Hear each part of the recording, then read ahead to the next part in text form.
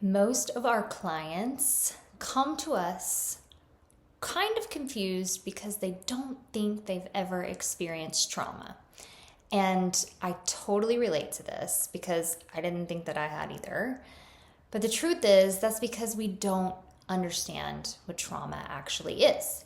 So, trauma is not in an event, it's actually our experience of internal overwhelm because of some event. Okay.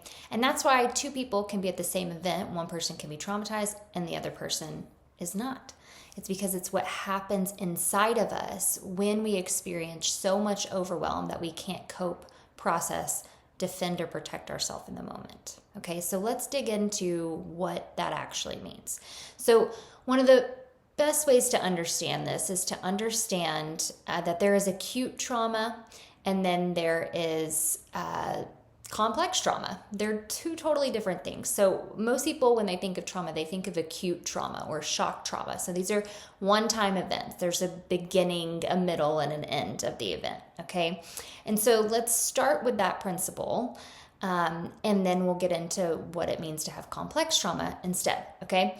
So when we have some sort of trauma because we've experienced overwhelm and we experience this acute event where there was a beginning, a middle, and an end, what actually happens is initially when there's some sort of stressor, stimuli, or novel experience in the environment, there is a startle and an arrest response of our nervous system. And sometimes these happen simultaneously. You may not be able to tell them apart. They are separate. But when you startle and then it kind of catches you, like it catches your attention, right? And so you start to orient to the space. This is why orienting is so key, right? There's a defensive orienting response. And we start to take in our environment at a very more intense and intentional level to figure out where's the stressor, where is the threat, where's the stimuli, am I safe or am I not? And if we're determining that we're not safe, then we're going to move into some sort of mobilized action, most likely. So that would be either the fight or the flight response, or maybe you move into freeze because that's the more appropriate response for the environment. And then once the threat is over, we move into completion, which is where that energy has been mobilized. The system learns through orienting that you're safe. So the last step is actually exploratory orienting again. So you can look around and notice that there's no threat, right? Well, so that's what happens in an acute situation. And what traumatizes us is a few different things. So we're going to talk about 4 different components that might cause overwhelm to your nervous system in an acute trauma situation, okay? So the first one being too much happens at once, and therefore it's overwhelming to your system. So when I'm talking about too much, I'm talking about the intensity of something. So it's like there are a million stimuli or threats happening at once. Maybe you can think about like a very obvious example would be like if there's a mass shooter situation, right? It's like there's too many things happening, people are running, there's gunshots, you can't focus or orient to one threat because there's so many, right? And that's an extreme example, but another example could be like if you're in your postpartum season and you're dealing with this new baby, you can't do all the things that you used to do. You don't have the care that you need. And so there's so much burden on the system and it feels really intense. And it's too much for us to be able to cope or process with. Okay, so that is the experience of being too much overwhelming your nervous system. And therefore you can't take some sort of action to fight or flee or whatever to the situation in order to get to completion and turn your exploratory orienting back on. Now, another example that might overwhelm your nervous system is things happening too fast. So that's talking about the frequency or the speed of an experience. And I will say too that some experiences have multiple components to it, like the mass shooting situation. There's a frequency or there's a speed it happening too fast is part of that equation as well. Okay, right? But for some people, the speed of it, like a car accident, for instance, it happens so fast that the system cannot orient in order to dodge the car or whatever it is, right? If things happen too fast, that's referring to frequency and speed, and it can overwhelm the nervous system as well, to where the nervous system is like, I didn't get a chance to do what I needed to do in the situation. Another component, the third one that overwhelms our nervous system, is things happening too soon. So it's unexpected. It's talking about the timing. You were caught off guard. You were not expecting it, right? It blindsided you. The nervous system really likes space and time in order to be able to orient to the threat and be able to assess what it needs to do. And if we don't have that, it's going to overwhelm our system, okay? And then there's the experience of not enough. And this could a lot of times falls in the category of neglect, especially in early childhood, not having enough nurture, not having enough support, not having enough connection.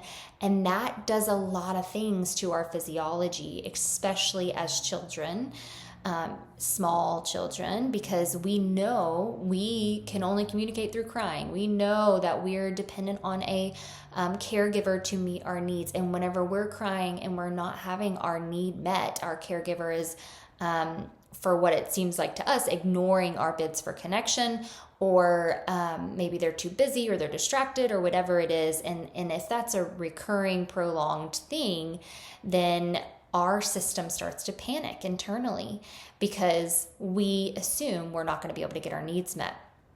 And that can do a lot to our nervous system, because the lack of co-regulation leaves you in overwhelm to deal with this flooding of emotions before you're developmentally able to self-regulate. See, we're dependent on thousands of instances of co-regulation with a safe, stable, nurturing, attuned caregiver before we can actually learn to self-regulate ourselves. And so when our caregiver is not there to do that for some reason, then it overwhelms our system, okay? It also, a lot of times when we don't have enough nurture or care or connection, we can really internalize and make the assumption that we aren't going to survive, because as a kid, you know you need that connection. You're dependent on that caregiver in order to survive. And if you're not getting that, then your physiology will panic. You'll have a primal panic, is what I call it often, when you in any moment, because you're realizing, oh my gosh, like, how am I going to survive this world if I don't have that person helping me? And so that really leads me to what complex trauma is. And this is what most of our clients have. This is definitely what my experience was. And what it is it's multiple instances of rupture and trauma. Really, it's like all of these, sometimes small, like meaning seemingly insignificant to your adult brain, but you're like 18-month-old brain or your 3-year-old brain or your 5-year-old brain, they were a really big deal to your nervous system then. And the thing is, it's the same nervous system back then as it is today. And so the nervous system has the same felt experience of the experience today as it did back then. So anything that feels like the same flavor of what you experienced back then, like when you cried for help and no one came, or when you put out a bid for connection and were trying to make your caregiver laugh and instead they glared at you or they ignored you, or any of those things, and you feel ignored in the present, what's that going to do? It's going to remind the nervous system of the past experience, and it's going to bring the same self-protective responses up. And so complex trauma is when you have like so many different events and experiences that created overwhelm because you had too much happen, or things happened too fast, or things happened too soon, or you didn't get enough. It's a combination of so many of those things. And so the way that you're going to repair it is going to look very different dependent on the different instance. And that doesn't mean that you have to go into every single rupture, every single overwhelming event that you ever had.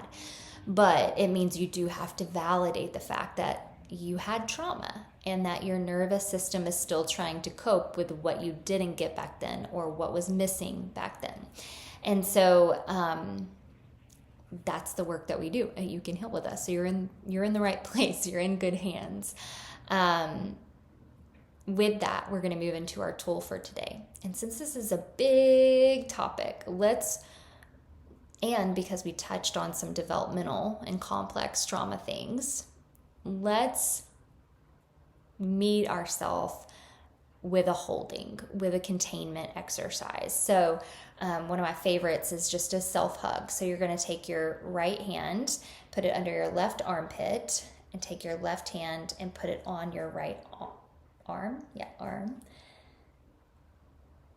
Just take a second to notice what happens when you hold yourself. Self-touch, physical touch in general, is such a game changer for us. So let yourself really feel that.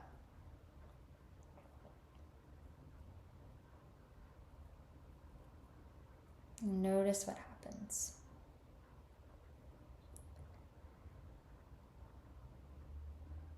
And I want you to notice the difference if instead you hold both arms. Maybe this feels better for you, but for most people, a more universal sign of containment and safety is this hug of the right hand under the left armpit, left hand over the arm, whichever one feels better for you. Maybe try them both and see which one does. But just hold that there. Notice what happens for you. This mimics being held by someone else, being hugged by someone else. And that physical touch is what a lot of us really needed when we were younger. And some of us, got when we were really young, right? Like when you're holding a baby, really the first love language any of us ever experienced was physical touch because we were held when we were upset. And so allowing yourself to have more of that holding and that containment, that felt experience of containment, can really be a game changer for your nervous system. That's it. See you next time.